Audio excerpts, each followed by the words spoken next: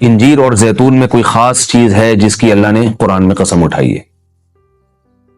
اللہ تعالیٰ کی عادت ہے کہ کبھی بھی اپنے پیغمبروں کی خوراک وہ چیز نہیں بناتے جو صحت کے لیے نقصان دہ ہو، اور قرآن میں ایسی چیز کا تذکرہ نہیں کرتے بطور نعمت کے جو صحت کے لیے نقصان دہ ہو۔ تو اس یقیناً انجیر اور زیتون میں کوئی اضافی چیزیں ہیں کہ اللہ نے قرآن میں انار کا بھی ذکر کیا، اللہ نے انگور کا بھی ذکر کیا، مگر میرے علم میں ایسی کوئی آیت نہیں جس میں انار یا انگور کی قسم اٹھائی ہو۔ تو یہ بھی یقیناً بہت بہترین پھل ہے، لیکن انجیر اور زیتون کی اللہ قسم اٹھا رہے ہیں کہ یہ گواہ ہے کہ انسان بہت بہترین ہے۔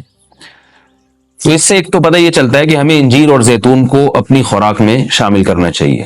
آج کل کیا کھایا جا رہا ہے؟ چائے پی جا رہی ہے، گٹکے کھا رہے ہیں لوگ، پان کھا رہے ہیں، الٹی الٹی چیزیں، بازار سے بنی ہوئی چیزیں، دودھ پیک خرید کے پی رہے ہیں جس کے دودھ ہونے پہ ہی شبہ ہے کہ پتہ نہیں یہ دودھ ہے بھی یا نہیں، اور ایک سوچی سمجھی سازش کے تحت بازاری چیزوں کو پروموٹ کیا جا رہا ہے، اس پہ اشتہار بازی پہ خرچہ کیا جا رہا ہے، ڈاکٹروں کو باقاعدہ خریدا جاتا ہے اور وہ جعلی چیزوں کے فضائل لوگوں کو سناتے ہیں۔ لوگ یہ سمجھتے ہیں کہ ڈاکٹروں میں 2 نمبری ہو ہی نہیں سکتی، یہ غلط ہے۔ بہت سارے ڈاکٹر لوگوں کو بہت ساری غلط چیزوں پہ لگا رہے ہیں۔ تو یہ بازار کی چیزوں سے آپ اجتناب کریں، اور وہ چیزیں جو اللہ نے انسان کی خوراک کا حصہ نہیں رکھی ہیں، سگریٹ اللہ نے انسان کے پینے کے لیے پیدا نہیں کی ہے، ہیروئن، چرس، یہ سب نشے کی چیزیں ہیں جو ہمارے مذہب میں ویسے ہی حرام ہیں، تو ان سے اجتناب کرنا چاہیے۔ انجیر اور زیتون کے کیا فضائل ہیں؟ میڈیکل سائنس نے ثابت کیا ہے، اور حکیم جو ہیں، ماہر حکیم ہیں، طبیب ہیں، وہ بتاتے ہیں کہ یہ 2 ایسی چیزیں جو انتہائی طاقتور ہیں، لیکن ان میں کمال یہ ہے کہ یہ آپ کے جسم میں چربی نہیں پیدا کرتی اگر اعتدال سے ان کا استعمال کیا جائے۔ ہم دیکھتے ہیں کہ جب بھی کوئی چیز بہت زیادہ انرجی دیتی ہے ہمیں، تو ساتھ ساتھ اس کے ساتھ مصیبت یہ ہوتی ہے کہ موٹاپا بھی لاتی ہے، وہ چربی بھی بڑھاتی ہے، وزن بھی بڑھاتی ہے۔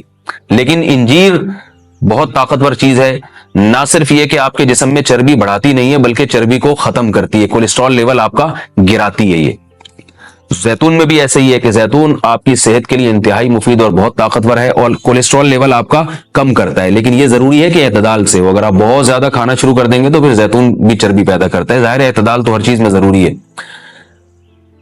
اور کچھ چیزیں ایسی ہیں انجیر اور زیتون میں جو میڈیکل سائنس کہتی ہے کہ انجیر پیٹ کے کیڑوں کو ختم کرتی ہے، انجیر قبض کو ختم کرتی ہے۔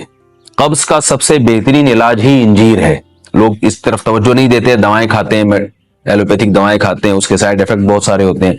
تو اگر ہم اپنی خوراک میں روزانہ کچھ نہ کچھ انجیر کا استعمال رکھیں تو بہت ساری بیماریوں سے انشاءاللہ ہماری حفاظت ہو جائے گی۔ انجیر میں خاص بات یہ بھی ہے کہ یہ خون پیدا کرتی ہے، سالے خون جسم میں بناتی ہے، لیکن انجیر کے استعمال کا طریقہ یہ ہے کہ اس کو بہت زیادہ چبا کے کھانا چاہیے اچھی طرح۔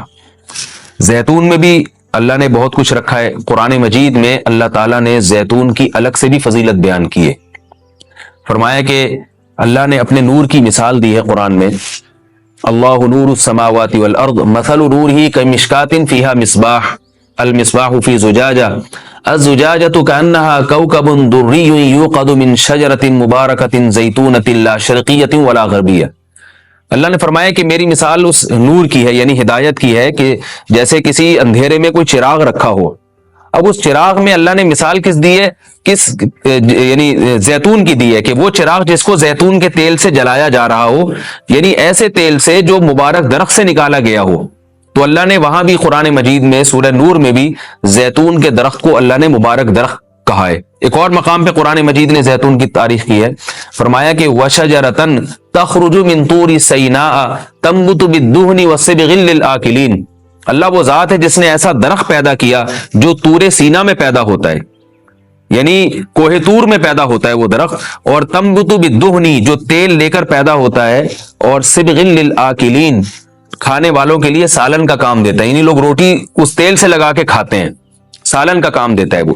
تو اب یہاں مناسبت دیکھیں کہ اللہ نے زیتون کا اس آیت میں ذکر کیا اور ساتھ ساتھ بتایا کہ یہ وہ زیتون ہے جو کوہ طور پہ پیدا ہوتا ہے، اور کوہ طور ویسے ہی ایک ایسی جگہ ہے جہاں اللہ نے لوگوں کی ہدایت کے لیے وحی کو نازل کیا۔ تو پتہ یہ چلا کہ زیتون میں جہاں جسمانی فوائد ہیں وہاں کچھ روحانی فوائد بھی ہیں، کیونکہ اللہ نے اس کو مقدس جگہ پہ پیدا کیا ہے، اور وہاں کا تذکرہ اللہ نے کوہ طور کا تذکرہ اس کے ساتھ ساتھ کیا ہے۔ اور اس آیت میں بھی ایسا ہی ہے، جہاں اللہ نے زیتون کا ذکر کیا آگے فوراً بطور سینا کوہ طور کی اللہ نے قسم اٹھائی ہے۔ تو اس سے پتہ چلتا ہے کہ زیتون میں جہاں جسمانی فوائد ہیں، کچھ روحانی فوائد بھی ہیں۔ روحانی کا مطلب یہ ہے کہ اس کے کھانے سے عین ممکن ہے کہ آپ کی کچھ روحانی ترقی بھی ہو، شاید اللہ کی محبت میں اضافہ ہو، گناہوں سے نفرت پیدا ہو، یا اس کے سے جسم میں کوئی ایسی تبدیلی آ۔ میں کوئی یقینی بات نہیں کر رہا، لیکن قرآن میں اس طرف اشارہ ملتا ہے۔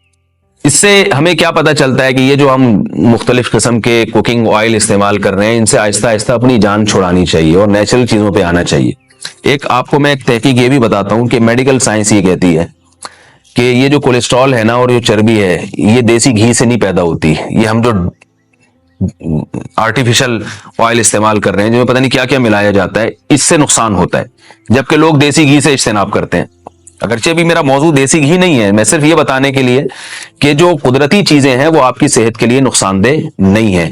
آپ کھانے میں اگر زیتون نہیں استعمال کر سکتے تو دیسی گھی استعمال کرنا شروع کر دیں، تو انشاءاللہ اس سے بھی جو بہت ساری بیماریاں ہارٹ کی اور بلڈ پریشر کی اور پتہ نہیں کیا کیا بیماریاں پیدا ہو رہی ہیں، اس میں بھی انشاءاللہ کمی آئے گی۔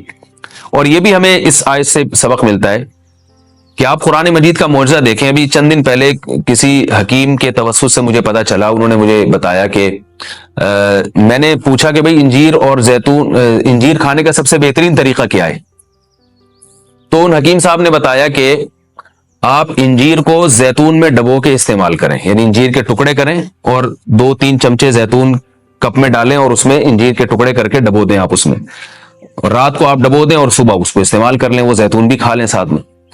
تو اس وقت میرا ذہن اس طرف نہیں گیا۔ آج جب میں یہ اس آیت کا درس دے رہا تھا تو مجھے خیال آیا کہ یہ تو اللہ نے خود قرآن میں دونوں کا ساتھ ذکر کیا ہے۔ حکیم تو آج کہہ رہے ہیں 1400 سال کے بعد کہ ان دونوں کا ملاپ بہت بہترین ہے صحت کے لیے، تو قرآن میں اللہ نے کیسے دونوں کا ساتھ ساتھ تذکرہ کیا ہے؟ تو یہ عجیب اتفاق ہے، اور بلکہ قرآن کی بلاغت ہے اور قرآن کا ایک قسم کا معجزہ ہے کہ آج بہت ساری چیزیں جن کی تحقیق ہو رہی ہیں وہ قرآن میں اللہ تعالیٰ نے ان کے اشارے پہلے سے دے دیے ہیں۔ انجیر اگر آپ زیتون میں ڈبو کے استعمال کرتے ہیں تو اس کے کیا فوائد ہیں؟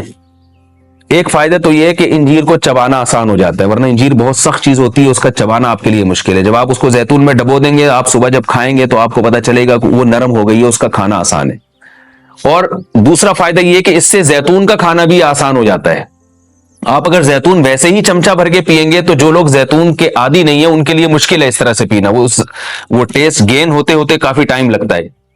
جب آپ انجیر کو زیتون میں ڈبو دیں گے تو کیا ہوگا کہ وہ کافی حد تک تیل جو ہے وہ انجیر اس کا جذب کر لے گا، پھر جب آپ استعمال کریں گے تو وہ تیل کا استعمال بھی ہوگا، مگر وہ تیل کی ایک خاص قسم کی جو ایک مہک ہوتی ہے جس سے بعض لوگ جس کو پسند نہیں کرتے، تو اس مہک سے بھی آپ کی جان چھوٹ جائے گی اور آپ وہ آسانی سے کھا سکیں گے۔